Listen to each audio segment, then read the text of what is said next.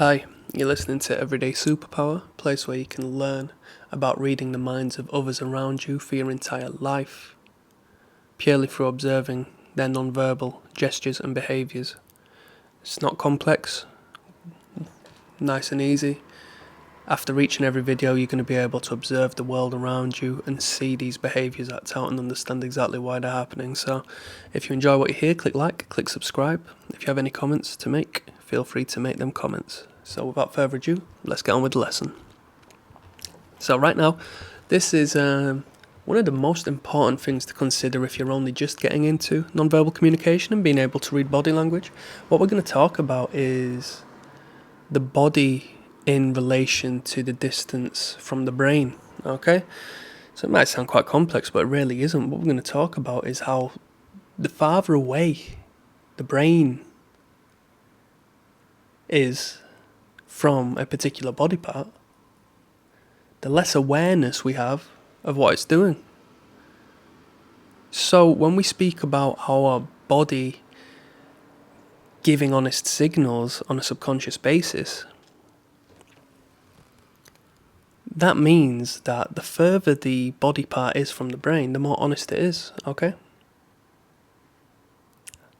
So let's talk about what the most honest body part is. That's the feet. It's the furthest away from the brain. Now, what's the most fake? It must be the face, it must be the head, okay? But why? I thought the face would be a good indication as to how someone's feeling.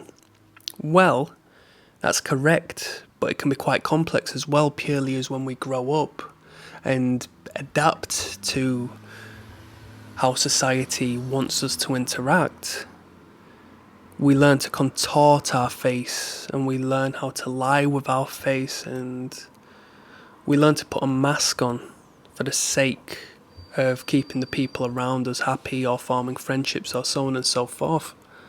Okay? So when we're lying to an individual, where do we think first? We think, oh, we need to contort our face in a particular manner. And while we're so conscious about what we're doing with our face, we don't give a second thought to the feet or the legs or to the torso. And as we start going up the body, we become more conscious of it. But still, in comparison to our mask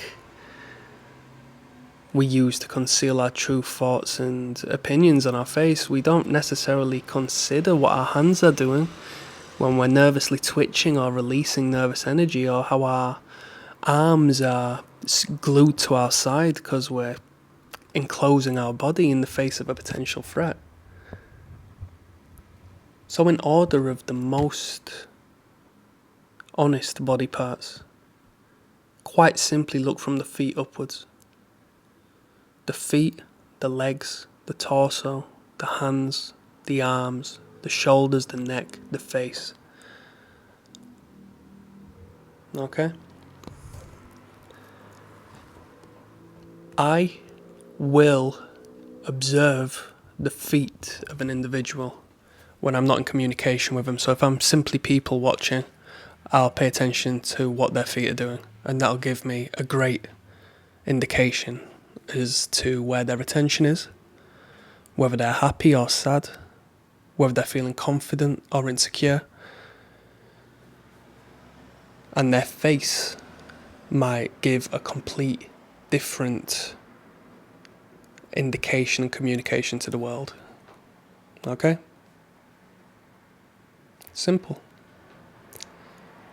If you want to go into depth as to each body part and what they represent and what they can get up to, including the feet, including the legs, including the torso, the arms and the hands, and finally, how we can break through the mask of the face and understand the real meanings and how it communicates, feel free to check out my catalogue. I have a lot of important information. As I said, you'll be able to look at the people on the television, you'll be able to look at your colleagues, you'll be able to look at your friends and family, you'll be able to look at the people whom you don't get along with, and you'll be able to read them like a book. So if you enjoy what you hear, click like, click subscribe, feel free to leave a comment. Goodbye.